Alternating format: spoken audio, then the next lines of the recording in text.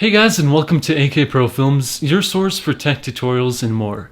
And in my previous Motion 5 tutorial, I showed you how to create a 3D text-based logo. But since uploading that video, I've gotten a lot of comments saying, well, how do I create my own 3D logo using my own image or logo? So this video will cover just that, so stick around if you would like to learn how to accomplish this.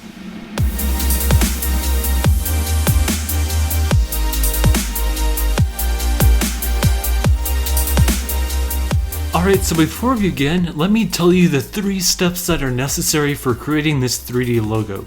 So the first step that we're going to do is set up the scene and make it 3D and add the flooring and the walling just to make it nice and have a really cool look to it.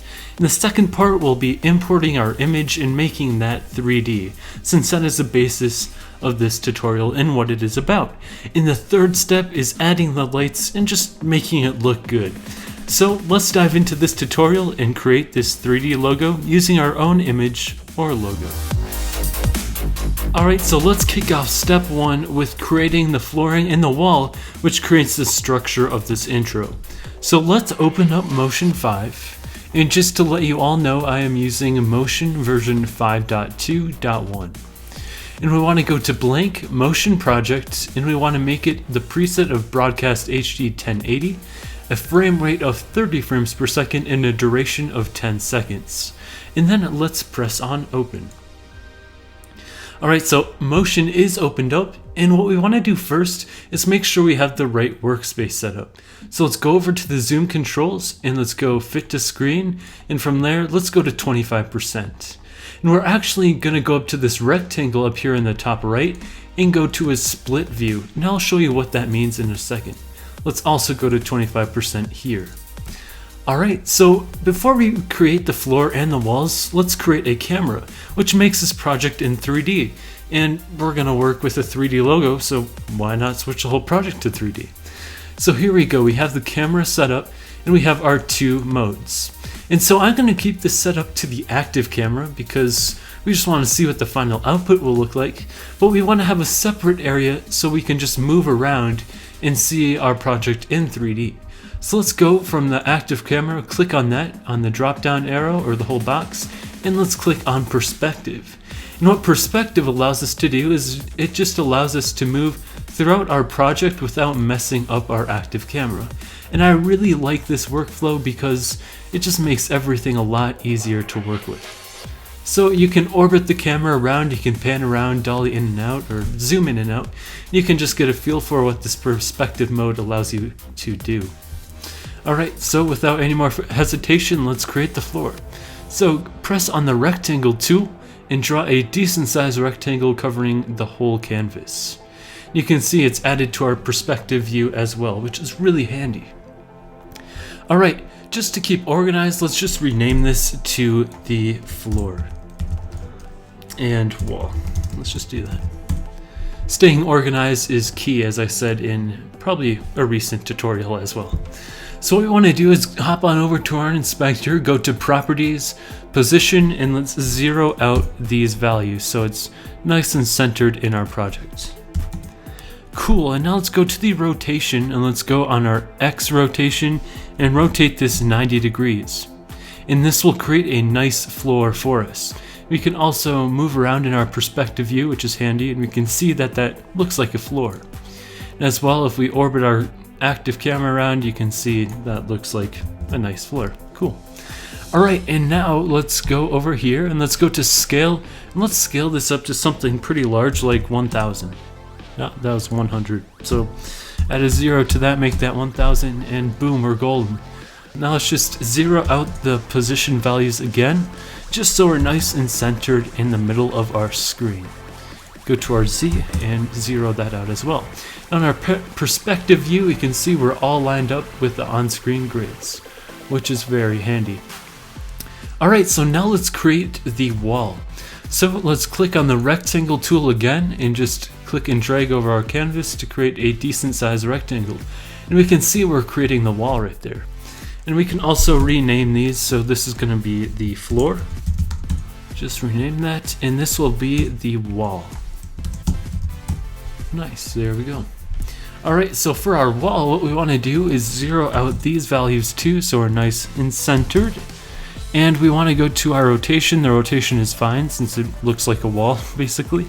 And let's go to the scale, and let's scale this up to 1000 as well, just to keep things pretty simple.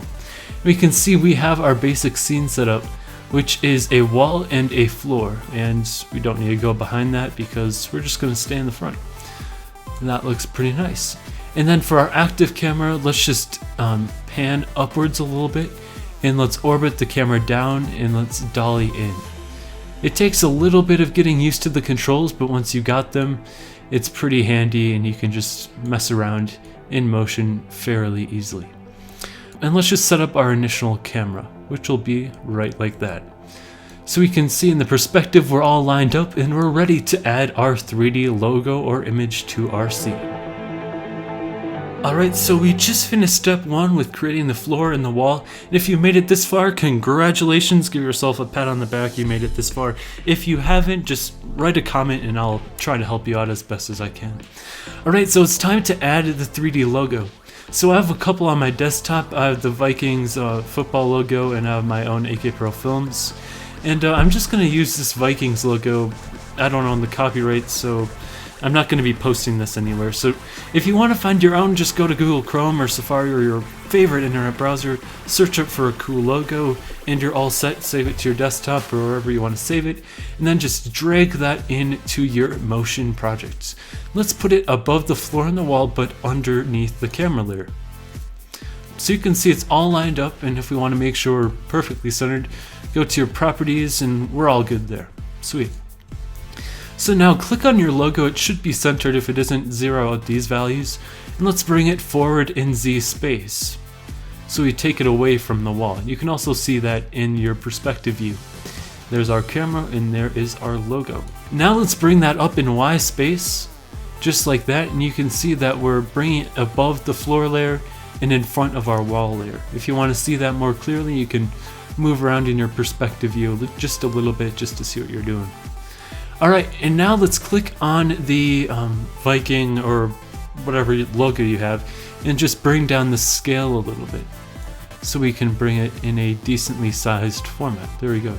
Alright, so let's bring it forward in Z space again, and then let's, on our X-axis, bring that to the left a little bit. You can see it's looking pretty nice. There's our floor, there's our wall, and there is our logo.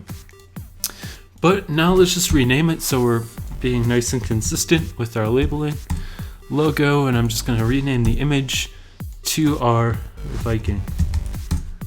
That looks pretty dandy. Alright, now click on your logo and let's add a replicator. And what a replicator essentially is it takes your image and it copies it in Z space or Y space or X space, and it just copies it. So I've done this before to text before Motion 5.2, but we can apply this to logos to make them 3D. Alright, so what we want to do is add the replicator, and you can type for it in the search menu, or you can use a keyboard shortcut. I think it is L, it might be different on your system. So I'm just going to click on mine, go to help, replicate, and click on that. And it looks a little crazy. So let's fix that. So let's go over to our replicator controls, clicking on replicator, go to the shape and change that to line. And let's change our start point to 0 on the X and the end point to 0 on the X as well, because the Y is on 0 already, so we don't need to worry about that. Then let's go to 3D and check that on because we are making this 3D. So on our end point, let's go to that and let's go to Z. So what we want to do is go in a negative direction. So you can see it's copying it behind that. You can see the pretty cool 3D effect that is being applied. So let's just go to -15. You can customize this all you want, but I just find that will satisfy. And then what the points are, this is how many copies will be behind it, making it look 3D. So the more points you have, the more detailed the 3D layer will appear. So what I find is just leave it at 5 when you're editing, or lower. It depends on your system, but when you're ready to render and put this in a final file, you want to bring up the points to about maybe 50 or 25. So let me show you what that actually means. So on my perspective control, I'll zoom in or dolly in pan around, orbit, and you can see that there are copies behind there. The more points I have, the more detailed the logo is looking. So I might bring this up to maybe 35 or something when I'm ready to render, but when I'm editing, let's just bring that down to 5 so we have a faster workflow and we can see that it's kind of 3D. Alright, so now what we want to do is we want to make this all look nice together, and that'll take part in part 3. So let's dive into that section right away. Alright, so let's dive into part 3, which is stylizing this and making it look all professional and pretty nice looking. Alright, so we have our logo in 3D, I went through the replicator and everything. So now it's time to add the lights, make it look nice and nifty, and just wrap this up and make it look all good. So let's click on the floor layer, and let's go to our shape and properties. Yeah, we want to go to our properties, and let's go to our reflection and turn that on.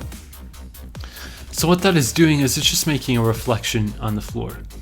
And you won't see that yet because we don't have lights added to the scene. So let's create a light by clicking on that, and a light has been added and it looks pretty bad right now. So let's fix that. So on our perspective, orbit the camera around, dolly out a little bit so we can see where it is, because it's kind of deceiving right here. So let's move our light, bring it back a little bit, and let's bring that upwards. And right in front of the logo actually, because we want to have the logo nice and lit. So bring that up and towards the logo a little bit, click on the light again, and bring that in Z-space towards the front of the logo. So now we don't really see the reflection, but we can see it in the perspective view. So if we orbit our camera around and pan it around a little bit, we can see it's on the floor. But we really can't see it because our logo is a little high off the ground. So let's click on that and bring it down on our Y direction. So now you can see that it's reflected on the floor, adding a really nice effect. But you're probably like, it looks a little weird right now, so let's fix that. Let's click on the floor, let's go to our properties, and let's go to our reflection and click on show. It's hidden right now, so just go over to this reset arrow and press on show. Our reflectivity, we just want to bring down a little bit, and for the blur amount, we want to bring that up quite a bit. So you can see it's kind of a frosty look, and that's kind of cool. You can change the blend mode if you feel like that, if you want to, and you can just mess around with these as much as you want. This is the most creative piece of the 3D logo. You can go as crazy as you want, or you can just keep it minimalistic. I kind of want to go crazy because it tends to look a little better. Alright, so just bring that in the center of the logo. You can see it looks a lot better. So now it's time to add our accent lighting. So since this logo for the Vikings is purple and yellow, let's add some purple and yellow lights. So create a light again, and let's rename this to the purple accent, because this will be the purple accent light. So just rename that. Let's just name this to the logo light. Boom, so now we're nice and organized again. So we don't want to mess with active camera, we want to go to our perspective again, and let's line this up. So that looks a little bright and not what we want, I don't think. So what we want to do is we want to go to spot. You can see it looks like a spotlight and it looks pretty cool. But let's change this and make this look purple. Let's try to find purple. Alright, that should be it. And intensity we should bring up a little bit. That's a little light purple, I guess. But you can change that. So let's just go like this, purple, that looks better, and there we go. So now the spotlight is facing on the background, but we want to rotate that, and we want to angle it towards our background and towards our logo. So you can see this is our active camera. We can play around with it in the perspective mode, which I find to be a lot better, and just line it up like this, bring it back in Z-space. So we have this nice purple accent on one side of the screen. We'll add the yellow on the opposite side. So on our intensity, just bring that up quite a bit because we want to highlight that purple color of the logo. And the cool thing is in motion, you can see the purple is being reflected on the floor. And that just looks really cool. So now let's add another light, and let's just duplicate this by just copying and pasting that. And it looks really bright right now, but we'll change that here in a second. So let's rename this to the yellow accent. yellow accent. And we want to move this, make sure you're clicking on yellow accent. We want to bring this up in Z space a little bit like that on the X, and just rotate it around a little bit like so. And just align it so it's on the other side of the screen. So bring that out in Z space, or Z space, and just line it up until you're happy with the result. So that looks good. We can align it a little bit more if we want to, and that looks about right because there's a little cutoff line like that. And let's change the color light to a yellow, just like that, but that looks a little crazy because that's really bright. So let's drop down the intensity just a little bit so we have the contrasting purple and yellow colors. So it looks really nice. So one quick tip before we're done stylizing this intro: if you want to have a nice straight light instead of having this curved around spotlight effect, you just want to go to cone angle and you want to change this to 90 degrees. And that's just a flat angle of light, which might have the desired effect. But you can also mess around with this as well. If you just want to go, let's say, probably like 38, you can just mess around with this and you can get different results. So just feel free to mess around with this. This is the most customizable part, and I'd recommend to go crazy with this. I mean, you can do so much with lights. You can add camera movements and you can do a lot. So that's basically it for creating this intro. When you're ready to render and you're happy with your result, just go to your replicator again and just change the points to about 45. So it's a nice detailed render. And when you're ready to render, all we need to do is go to share, and we can just do export movie, and we can save that as same as source, open with QuickTime Player, include video and audio, and click on next. And let's save this to our desktop. Let's just name this 3D logo. And press save, and it will start rendering out your project. So it varies on machine to machine, but when you're done with your project and you're ready to render, it will be a really nice high quality result. Alright, thank you guys so much for watching this video where I showed you how to create a 3D logo using your own image or logo inside of Motion 5. In the comment section below, let me know if you have any questions, and as well share your intro that you've made or 3D logo inside of Motion 5. I'd like to see what you guys create as well. Also, comment, rate, and subscribe as more videos are on its way. Quick tech tips will resume on Monday, and a highlighted video like a motion tutorial or another computer Mac tutorial will resume every Thursday. So make sure to subscribe for those content coming up. As well, a quick shout out to JQualk on Soundcloud and on YouTube, because he's made some of the music featured in this channel. So I'd recommend to check out those links in the description below. Thank you guys so much for watching again, and I'll see you in my next video. Have a great rest of your day.